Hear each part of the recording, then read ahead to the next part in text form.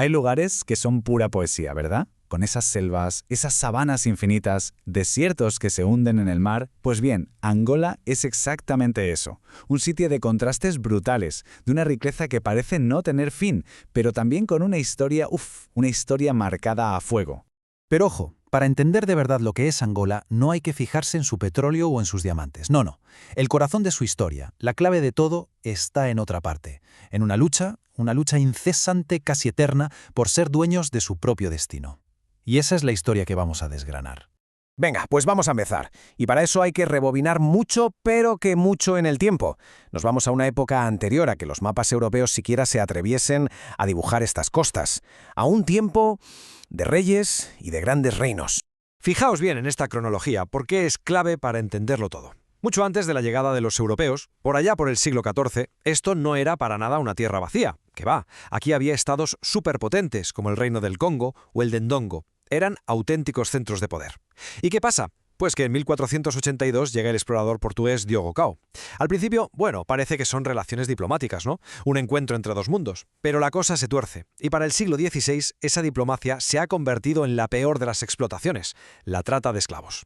Y es justo ahí, en ese punto de inflexión tan brutal, donde emerge una de las figuras más fascinantes de la historia de África. Una auténtica leyenda que personifica la resistencia, la reina Nzingambandi. Hablamos de una mujer que durante décadas, lideró la lucha contra los portugueses. Se convirtió, y lo sigue siendo hoy, en el símbolo eterno de la resistencia frente a la colonización. Pero por muy heroica que fuera la resistencia de Nzinga, la marea era demasiado fuerte. Angola estaba a punto de entrar en su noche más larga y oscura. Millones. La cifra es que casi no cabe en la cabeza. Angola se convirtió en el principal puerto de salida de esclavos hacia las Américas, especialmente para nutrir el insaciable mercado de Brasil. Millones de vidas arrancadas de su tierra. Esto no es solo un número, es un desgarro demográfico, una herida cultural que sangraría durante siglos. Damos un salto enorme en el tiempo, hasta los años 50 del siglo XX. Los vientos de cambio empiezan a soplar por toda África, y en Angola el deseo de libertad cristaliza en tres movimientos principales. Por un lado, el MPLA, de corte marxista y con apoyo soviético. Por otro, el FNLA, más enfocado en el norte. Y finalmente la UNITA, que representaba a otros grupos del centro y sur. Tres proyectos para un mismo país, que trágicamente acabarían luchando entre sí por el poder. La independencia por fin llegó en 1975. Y uno pensaría, genial, por fin la paz. Pues no, todo lo contrario. La retirada de Portugal no fue más que el pistoletazo de salida para un conflicto todavía mayor. Angola se convirtió en un tablero de ajedrez gigante donde jugaban las superpotencias. Este esquema es que no puede ser más claro. Esto no era una simple guerra civil. Por un lado teníamos al MPLA en el poder, respaldado por la Unión Soviética y, muy importante, por miles de soldados cubanos. Y en la otra esquina, la UNITA, de Jonas Savimbi, que recibía armas y dinero de Estados Unidos y de la Sudáfrica del apartheid. Era literalmente la Guerra Fría librándose a sangre y fuego en suelo africano. Y en medio de toda esa devastación hubo una batalla que lo cambió absolutamente todo, Coito Cuanavale. Estamos hablando del mayor enfrentamiento militar en África desde la Segunda Guerra Mundial. La derrota del ejército sudafricano aquí no solo fue un punto de inflexión en la guerra angoleña, demostró que el régimen del apartheid no era invencible. De hecho, esta batalla aceleró su caída y abrió el camino a la independencia de Namibia, un momento histórico con todas las letras. Pero como todo fuego, por más que arrase, al final se apaga. Y de entre esas cenizas, poco a poco, el gigante angoleño empezó a desperejarse. El punto y final a décadas de guerra llegó en 2002, con la muerte en combate de Jonas Savimbi. Por fin, silencio. Se acabaron los disparos. Pero el reto que quedaba por delante era, monumental.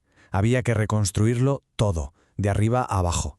Ciudades en ruinas, infraestructuras destrozadas y quizás lo peor, limpiar el campo de millones de minas antipersona, esas cicatrices mortales que dejó la guerra. Y con la paz llegó el boom. El petróleo empezó a fluir a raudales y Luanda se convirtió en una de las ciudades más caras del mundo.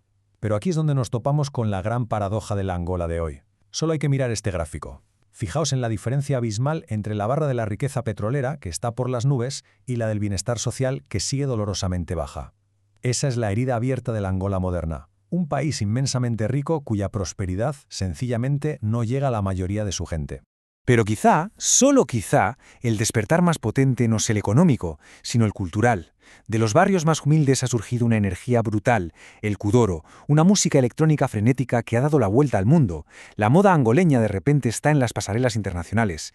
Es el pulso de una juventud vibrante que está cansada de mirar al pasado y que lo que quiere es bailar, crear y construir su propio futuro. Angola es un país que de alguna manera ha tenido que aprender a perdonarse a sí mismo, después de luchar contra el mundo y contra sus propios hermanos. El gigante, por fin, ha despertado del fuego. Y ahora, con esa juventud increíble y esos recursos casi infinitos, la gran pregunta que queda en el aire es esta: ¿será capaz de transformar toda esa riqueza que tiene bajo sus pies en una prosperidad real en bienestar para toda su gente? El futuro, como siempre, está por escribirse.